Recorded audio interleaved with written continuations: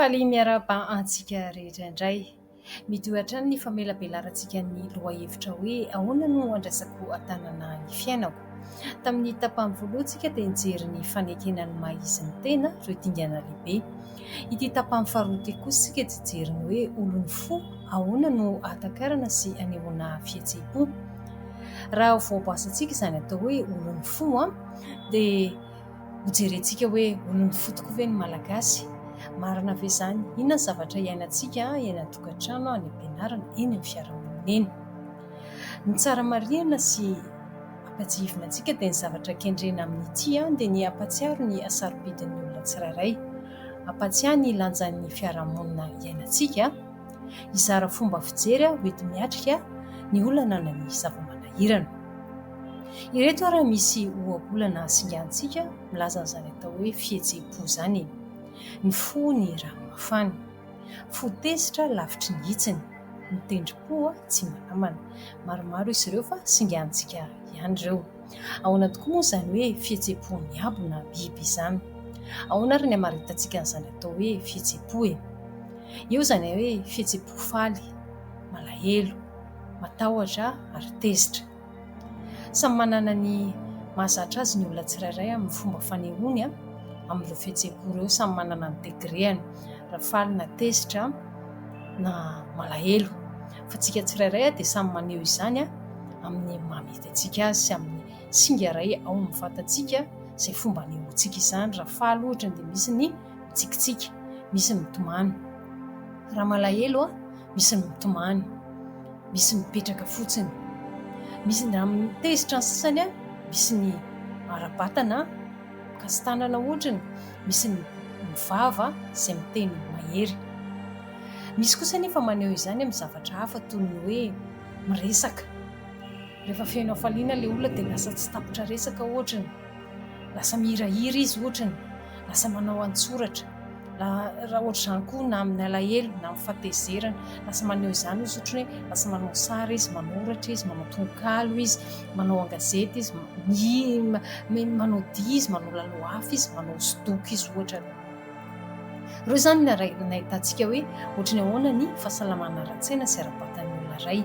Eny koa ny misy hoe asehon'ny endriky ny fiarahamonina eny misy ny olona ohatrany rehefa faly izy na tezitra na malahelo dia zarainy izany zavatra izany, zarainy ohatrany hoe ankehitriny moa efa malalaka ny tambazotra tserasera dia zarainy eny amin'ny tambazotra tserasera eny izany, dia entsika tsirairay samy mahita. Dia raha entsika indraindray mahita ilay izy dia mahita hoe raha olo malaza mizara ny zavatra iny dia lasantsika manaraka fa herintsika fa mety izany zavatra izany. Izay ny zava-misy iainantsika ankehitriny. Raha hitantsika fa tena dilemme tokoa izany zavatra izany satria mety eo ihany koa nefa ny efa fitezana sy fitsipika amin'ny fen'ny fiarahamonina izay misy zavatra tsy azontsika ioarana. Satria misy ohatra ny efa lalàna mipetraka tsy azontsika atao raha tezitsika tonga dia andeha hamono olona, hoe andeha hamono olona daholo.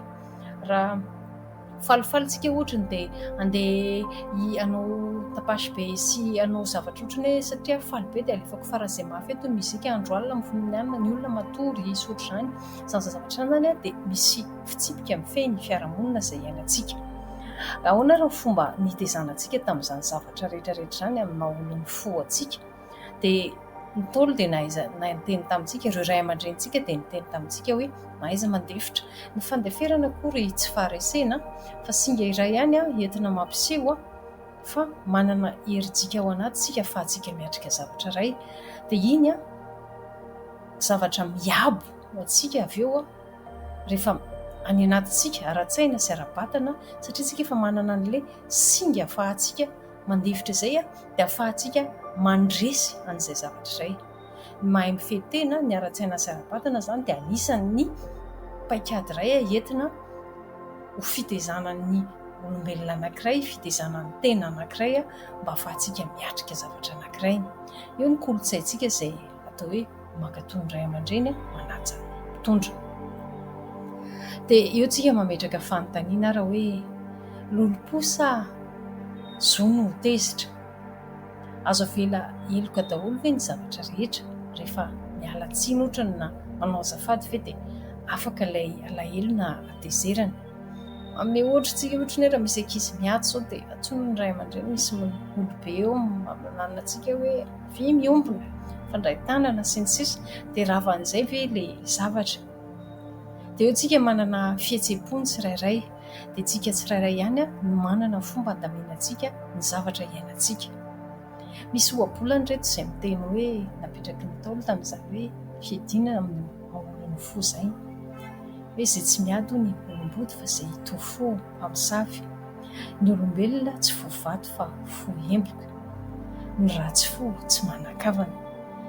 Ka dia ohatr'izay indray ary ny famelabelarana tamin'ny lohahevitra faharoa tapany faharoa ity manasa anao indray amin'ny tapany fahatelo. Misaotra indrindra ny ainao hatramin'ny farany. Amin'ny manaraka indray ary eo.